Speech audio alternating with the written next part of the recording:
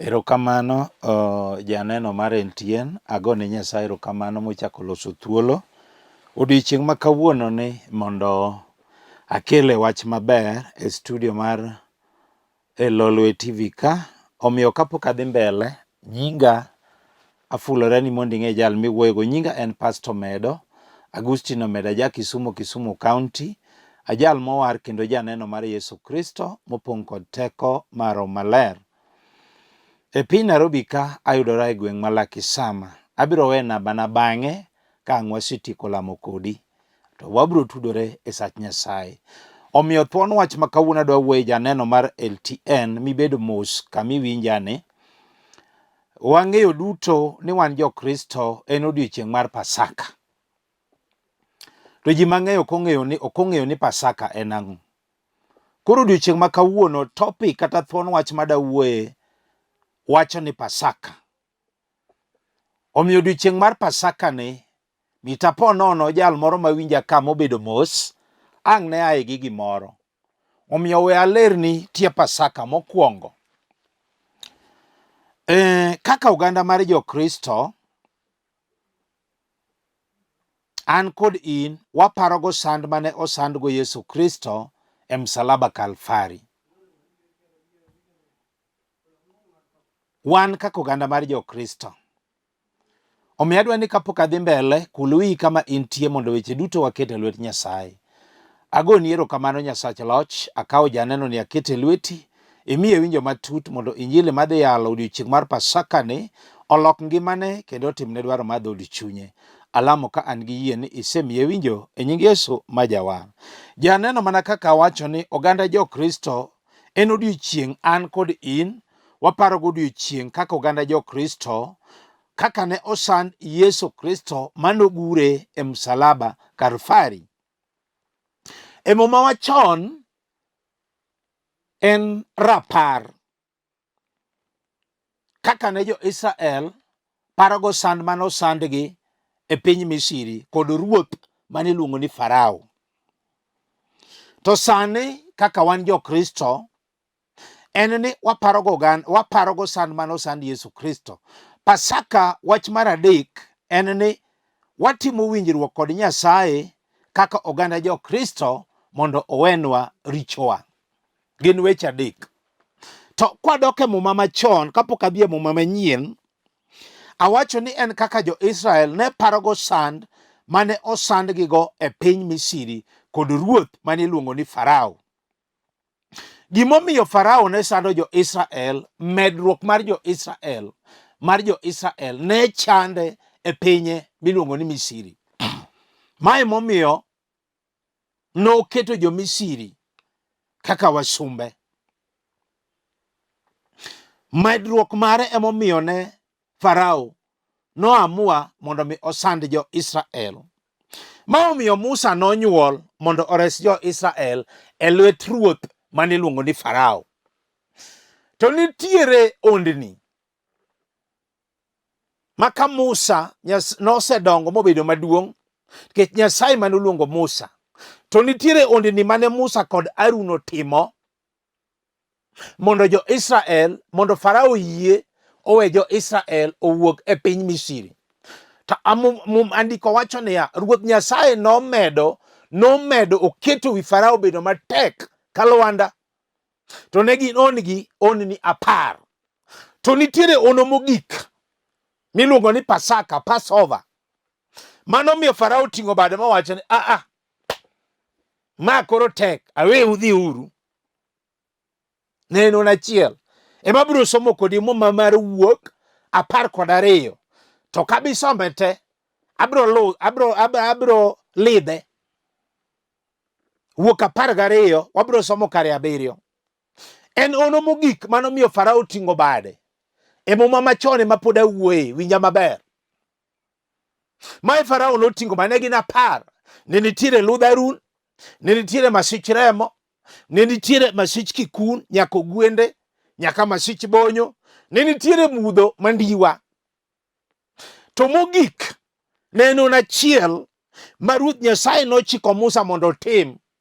Tiende ni tho mag nyithindo makayo e piny Misri duto te To nitiere gima Nyasaye nochiko Musa kod Harun mondo tim e dhout jo-Israel.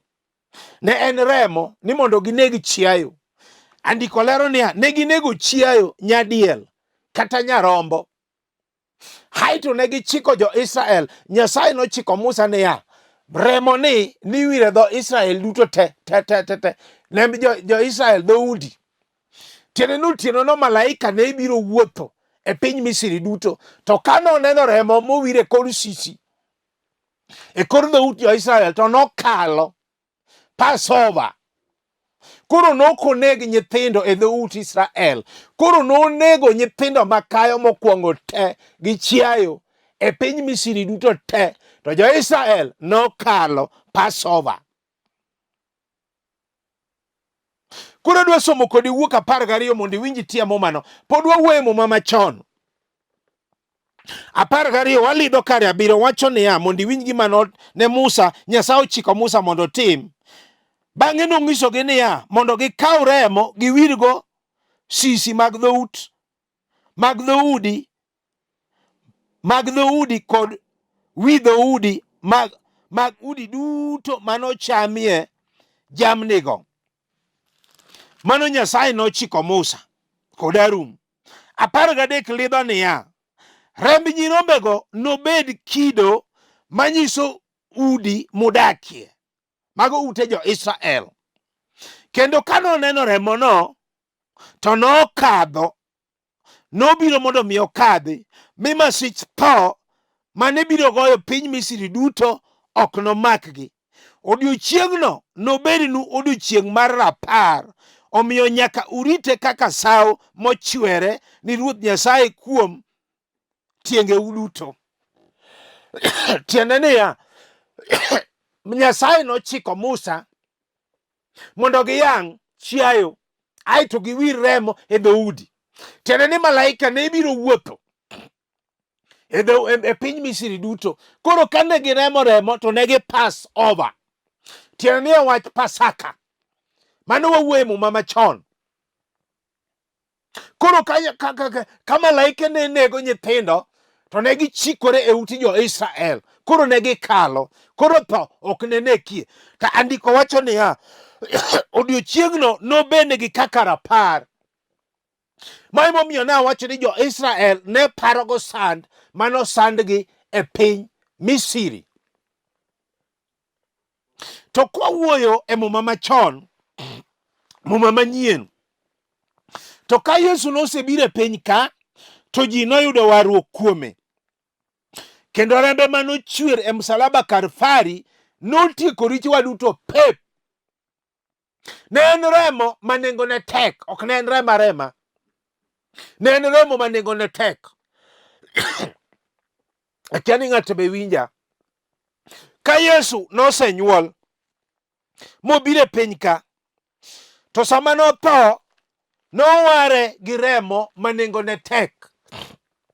Nowarwa gi remo ma nengone tek. Omiyo Petro mokwongo wacho niya, Petro mokwongo 1 wasomo kare 18, ni ka Yesu nosebiro e piny ka, to ji noyudo warruok kuome. Kendo rembe manochwer notieko richowa te. Ne en remo ma nengone tek.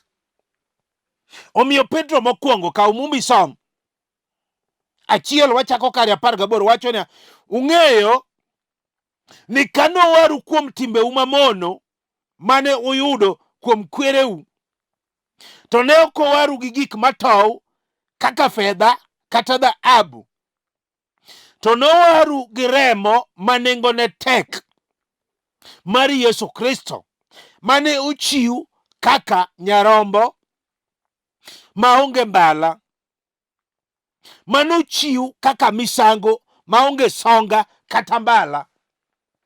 Ung'eyo ni kanowaru to nowaru gi remo ma nengone tek. Tiende ni remb Yesu notieko te. Omiyo kawuono odiochieng' mar Pasaka, oganda jo-Kristo paro godo kaka remb Yesu nochwer e msalaba Kalvari. To kwasomo kodi muma mar Mathayo 26 kare 17, abro lidhe alidha. Wacho ni omiyo Yesu owuon noluongo jopuonjre ne 12. Mano koro wadonje mondiko manyien. Wach Pasaka nomiyo Yesu, nikech ne wacho ni Pasaka muma manyien kaka oganda jo Kristo waparogo sand mano sandgo Yesu Kristo e msalaba Kalvari, marembe nochwer notieko richowa te. Aeto watimo winjruok kod Nyasaye mondo owenwa richowa duto te. Emiyo muma manyien wasomo kodi Mathayo 26, wabro chako kar 17 walidho. Wach Pasaka nomiyo Yesu wuon ochamo Pasaka kod jopuonjrene 12 koluongogi e mesa. Omiyo wacho ni 17 chieng' mokwongo mar sap makati maonge thowe moketie thowe, jopuonjre Yesu nodhi ire mopenje niya, ere kama dwaro ni mondo waiknie sa Pasaka? Nodwoke niya, dhiuru Jerusalem ir ng'at moro mondo uwachne ni japuonj owacho ni sane osechopo kendo obiro chamo sa Pasaka e odi kod jopuonjrene. Jopuonjrene notimo kaka Yesu nowachonegi, mi gidhi gi iko Pasaka. 27:6 wacho niya, kane gichiemo kamano, Yesu nokawo makati mogwedho, eka nong'ingo momiyo jopuonjrene kowacho niya, kauru ucham, ni ma e ringra. Bang'e nokawo kikombe, kendo kane osegoyo ni Nyasaye erokamano, nomiyogi kowacho niya, madhuru un duto, nikech ma e remba manochwer ni ji mang'eny.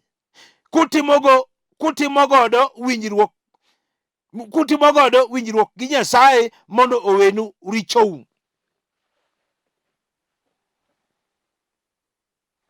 Tiende ni Pasaka, waneno ka Yesu nobedo gi jopuonjrene mochamo sa Pasaka. Tiende ni mkati maonge thowe nyiso ring Yesu, to kikombe ne nyiso remb Yesu. Aeto 28 wacho niya, nikech ma remba manochwer ni ji mang'eny, kitimo winjruok gi Nyasaye. Nawacho ni Pasaka mar adek en timo winjruok kod Nyasaye kaka oganda jo Kristo mondo owenwa richowa. Tiende ni Pasaka, tiende ni Yesu Kristo sama nosechamo Pasaka gi jopuonjrene, to Yesu Kristo nomake, nogure msalaba, to odiechieng' mar adek nochier moa kuom joma tho. Ma emomiyo oganda jo Kristo waparogo sap Pasaka, watimogo winjruok kaka oganda jo Kristo, Nyasaye mondo owenwa richowa. Emomiyo muma wacho niya, asomo kodi Johana. Emomiyo muma wacho niya, Johana 3:16 wacho niya, kaka oganda jo Kristo, ni Nyasaye nohero piny ahinya kama, omiyo nochiwo wuode ma miderma, mondo ng'ama oyie kuome kik lal, to bed gi ngima manyaka chieng'. Tiende ni muma wacho niya, Johana 3:16 ni Nyasaye nohero piny ahinya, omiyo nochiwo wuode ma miderma, mondo ng'ama oyie kuome kik lal. Mae sa Pasaka, kata kawuono odiechieng' mar Pasaka ni, ng'ato biro yudo resruok. Ma wacho ni Pastor Yesu Kristo nothonwa, nogure msalaba, to odiechieng' mar adek nochier. Tiende ni remb Yesu notieko richowa te.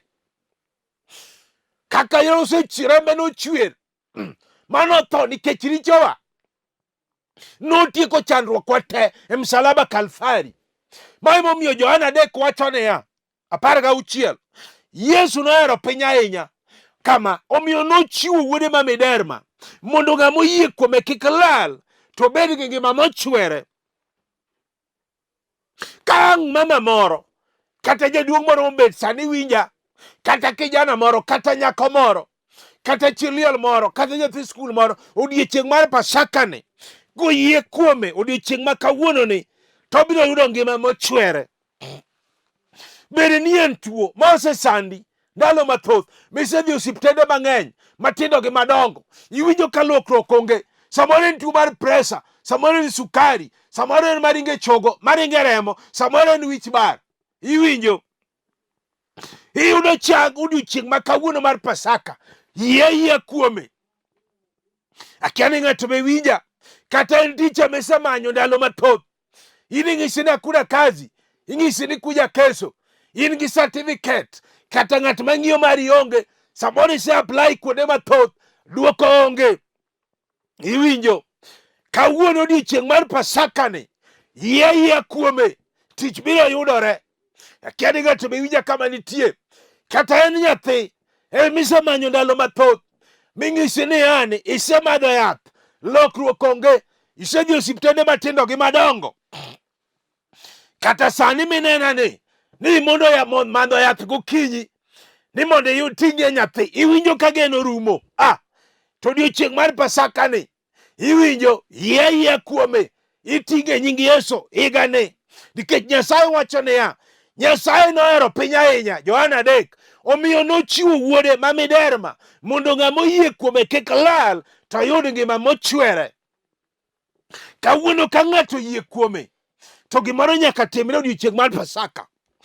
Kata en ich mimako to wuogi dweche 3, ikia gima timore kit ngimani, wach ni lit e dhod chunyi, omayi kwe, ok inyal nindo. Iwinjo yie kuome odiochieng' ma kawuono ni, ich mane osechwerni biro chung'.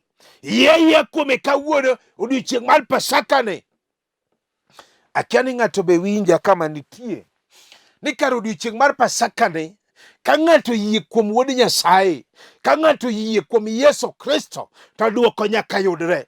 Samoro en operation ma injection oketo ni kedhi nyuol to nyaka terie pala, mano garanti, nyaka terie pala. Wach ni lit e dhod chunyi. Iwinjo kawuono ok chak terie pala kendo, yie kuome odiochieng' mar Pasaka ni, miracles nyalo timore. Akia ni ng'ato be winja mobedo mos kama entie ong'iya sani e Lolwe TV, odiochieng' mar Pasaka ni, miracles nyalo timore. Omiyo samoro ng'ato nena ka mosemanyo dichuo ndalo mathoth to ok oyude, maketho ni sa kende emiromo godo. Samoro tich to in godo, ni to ng'at makendi jachien odagi ni ok nyal beti. Iwinjo higani iyudo ng'etni e odiochieng' mar Pasaka ni, yie kuome.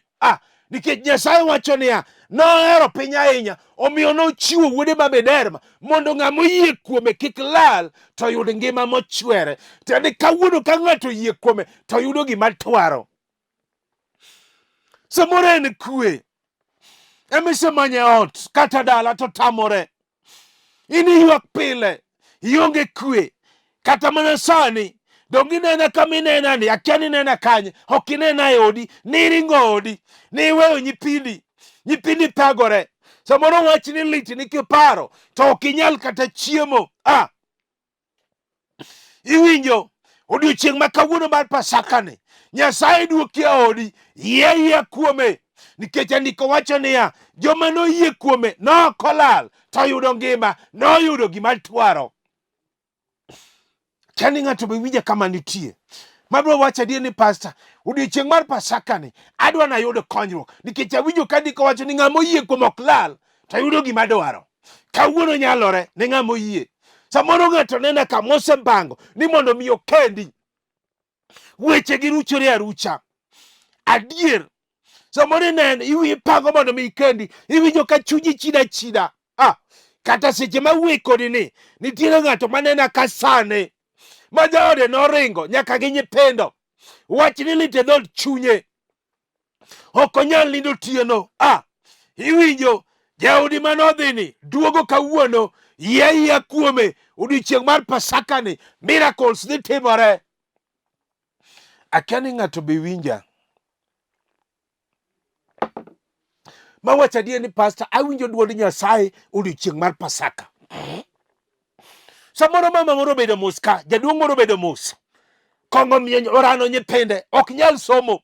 kongo mondo nyithinde ok nyal yudo tich, kongo mondo nyithinde ok nyal gedo, kongo mondo nyithinde ok nyal kendo, kono mongo nyithinde ok nyal nyombo. Wachne lit ne mama moro mawinja ka sani. Owacho ne nyuol mbala. Tino selamone gi Nyasaye okone breakthrough. Tandiko wacho ni mama kawuono kong'o rume odi kate dalani. Samoro mako nyaka nyithindo manyiri ok nyal dhi tedo. Giwacho ni kong'e chuogi. Iwinjo odiochieng' mar Pasaka ni. Iwinjo yie kuome kong'o rume odi kawuono. Akia ni ng'ato be winja kama nitie. Samoro no tabese manyo kata dala. Ipango mondo mi igedi otamore. Tinde gino ket gero malito siko. Mabati mokabiriyo to gipadore. Ng'ato winja ka sana dier. Mopango ni mondo mi ogedi to chunye chida. Opango mondo mi ogol dala higni maluoro. Nyaka besene nosegolo dala te. En okia gima time. Besege nosegedo. Okia gima time. Samoro nena ka. Nopango mondo mi ogedi. Nochako maber. Otochung' kore. Ok nyal rumo. Iwinjo yia kuome odiochieng' mar Pasaka ni. Nikech andiko wache Johana 3:16 ni Nyasaye nohero piny ahinya omiyo nochiwo wuode ma miderma mondo ng'ama oyie kuome kik lal to bed gi ngima mochwere. Kawuono ka ng'ato oyie kuome to ok dhi lal, to gimodwaro nyaka yudi. Ibiro gedo, ibiro golo dala, odi biro rumo kendo. Kani ng'ato be winja mawacho ni pastor, samoro en ohala mane inichako maber to ohala nok nyal dhi mbele. Iwinjo ka chunyi chida. Samoro iketo omena, ya omena, kata samoro mar rech, samoro en mar lewni, samoro en mar wuoch. Gini tino duokie migongo wasi, emibedo go e ndara. Iwacho ni waketha ka. Samoro ya hotel, kata ng'at madonje onge. Samoro ya ohand bucha, kata ng'at manyiewi onge. Samoro in gi yie nam, kata makelo rech onge. Samoro in gi mitoka ndara, in ema polise neni. Odiochieng' mar Pasaka ni, ka ng'ato yie kuome jawar, nikech Yesu Kristo rembe manochwer e msalaba Kalvari nokepo richowa te. Nokawo chandruokwa sama nogure msalaba. Dala adek ochier sama nogure. Omera piny notimo mudho. Japuonj to msalaba oywak kowacho ni Eloi lama sabatania, ni Nyasacha iweya nang'o. Piny notimo mudho seche 6. Kata kawuono odiochieng' mar Pasaka ni, ka ng'ato yie kuom jawar to nyaka yud gima dwaro. Akia ni ng'ato be winja mawacho ni pastor, awinjo wach Pasaka odiochieng' mar Pasaka. Ma emomiyo oganda jokristo timo winjruok kod Nyasaye. Otimo winjruok kod Nyasaye mondo wenwa richowa duto te to timna dwachwa. Mana kaka Johana 3 nowacho. Adier ng'ato nena ka sani en opango mondo mi onyuom chiege. Opango mondo mi nyuome. Wachni ruchore arucha. Higni maluoro. Samoro nyiminegi maluwe nosenyuomo dhok te. En wachne lit e dhod chunye. Okia gima time. Samoro gisetigo ni 10. Samoro higni 15. Samoro nyige tiyo bedo madongo. Ni to mama pok onyuom. Akia ni ng'ato be winja. Iwinjo yie kuome odiochieng' mar Pasaka ni inyuome higa ni. Nikech andiko wacho niya, Nyasaye nohero piny ahinya omiyo nochiwo wuode ma miderma mondo ng'ama oyie kuome kik lal to yud ngima mochwere manyaka chieng'. Kawuono odiochieng' mar Pasaka, ka ng'ato yie kuom jawar to nyaka yud gima dwaro. Odiochieng' mar Pasaka, ka ng'ato yie kuom jawar to nyaka yud gima dwaro. Samoro ng'ato nena kadier mowacho ni pastor, ji wacho ga ni ana wuoyi ng'ato ka wuoyi ng'ato Roho Maler ema neno ng'ato. Mae odiochieng' mar Pasaka, odiochieng' mar rapar. Samoro ng'ato nena ka mopango mondo mi onyuom chiege. Weche gi gore mane Lwanda. Samoro nonyiewo dhok tino bedo nyaka madongo molok pur mondo chak wuoth mondo dhi onyuom jaode. Weche gi kethore aketha ma chunye chid ma ta dier king'iyo nyaka jolupni joma ne nyonyuoluga e dala kata ot nosenyuomo mon gi te. In wach ni kibet sani kata iwinjo Lolwe ni wach ni ma ikwe. Tandiko wacho niya, Nyasaye nohero piny ahinya, omiyo nochiwo wuode ma miderma, mondo ng'ama oyie kuome kik lal, to yud ngima mochwere, mondo yud gima dwaro. Kata kawuono, ka ng'ato yie kuome, iwinjo, idhi nyumo chiegi higani, yie kuome. Samoro en tho maneke dala, jachien unu iko higa ka higa, kata ng'ata manena ka sani, unu paki para dier wach ni litni, dalo dong gunda. Andiko wacho niya, kawuono Nyasaye odiochieng' mar Pasaka ni en gi teko mar chungo tho maneke dala, yie kuome odiochieng' mar Pasaka ni. Miracle biro timore. Aseneno gik ma Nyasaye timo odiochieng' mar Pasaka ni ka ng'ato yie kuome. Nikech mwiko wacho niya, wapjo kata jo Kristo parogo kaka nosand Yesu Kristo manogur Nyasaye Yesu ewe msalaba Kalvari. Piny notimo mudho mera. Nanga bare kalu nobarore diere tar. Ji noyudo resruok kuome. Kata kawuono biro timo. Samoro ng'ato nenda ka nyathi sikul. Adier, en otemo mondo mi osom, wach ni otamore. Samoro en e college, okone kama fi biro ae. Adier sikul buoge ni jela. Ni jela ndogo. Okia gima timore kit ngimane. Samoro tuo moro nogoyo, tami kata mana somo. Iwinjo nyathi sikul, kawuono yie kuome. Idhi tieko maber higani. Yie kuom Nyasaye. Yie kuom Yesu Kristo. Kawuono miracles biro timore. Kendo ibiro tieko skul e orono. Samoro en chi liel moro manena ka sani, adier obedo mos. Mwandu nena nyuola no mae te. Kamugedie onge. Ot maber bende onge godo. En mana gima lit osiko. Mabati abiriyo to gipadore. Weche gi lit e chuny chi liel mawinja ka manena ka sani. Iwinjo mama? Andiko wacho niya, Yesu Kristo, Nyasaye nohero piny ahinya, omiyo nochiwo wuode ma miderma, mondo ng'ama oyie kuome, nochiwe nono, ng'ama oyie kuome kik lal, to yud ngima mochwere, to yud gima dwaro. Yie kuome. Iduogo ni mwandu e lweti. Akia ni ng'ato be winjo odiochieng' mar Pasaka ni. Nikech adwa na lam gi ng'ato mawacho ni pastor, awinjo wach Nyasaye odiochieng' mar Pasaka. Watimo winjruok kod Nyasaye mondo wenwa richowa duto te. Adier kata kwar karemo tibiro luok matar ka pamba. Adier adwa na lam gi ng'ato. Sahara mondo lam gi ng'ato odiochieng' mar Pasaka ni. Ng'ato nyalo yudo konyruok odiochieng' mar Pasaka ni. Wene gima timo. Adier kinyalo mako TV timake. Kinyalo go chonge penyo te go. Miracles notimore kana yalo ka. Gimoro jumbi ariyo. Jal moro nong'isane, pastor, sama ne yalo na mako TV, mama moro, ma iye noseramo kuom higni 20, nochung' instant miracle. Kijana moro bende nowinja ka yalo kama. Ang'ise ni nyalo mako TV. Ng'ama nyalo mako to go chonge piny. Kijana ni kano mako. Noonge tich higni 5. Nyasaye noduoko moyudo tich instant miracle. Yie kuome. Adwa na lam gi ng'ato. Akia ni ne piny mane.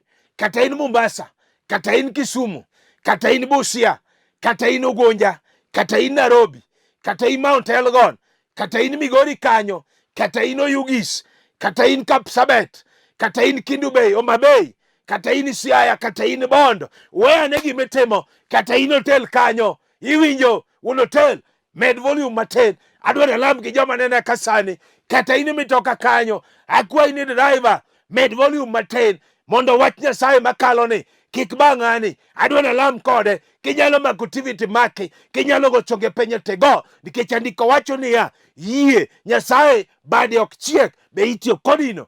Walamo. Agoni erokamano Nyasache loch. Akawo mama ni akete lweti. Akawo jaduong' ni akete lweti. Akawo nyako ni. Akawo kijana ni.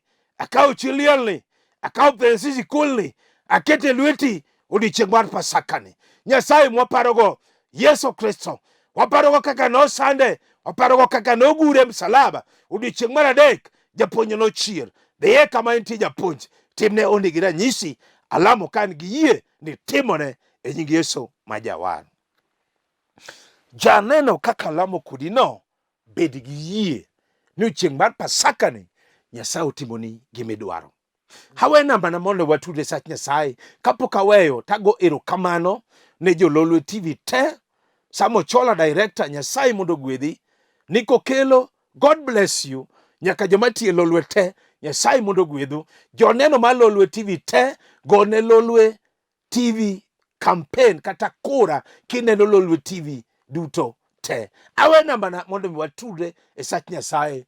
Namba na mar simu mana kaka wacho ni nyinga en Pastor Agustino Omedo, aja Kisumu County, ae gweng' miluongo ni Kogony, buto Koroganda School, ajal mowar kendo janeno mopong kod teko maro maler. E piny Nairobi ka ayudore gweng' ma Lakisama.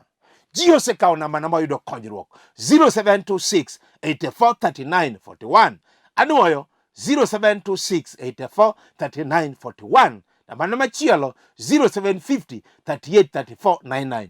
0750 38 34 99. Kao kamano, God bless you until we meet again. Shalom.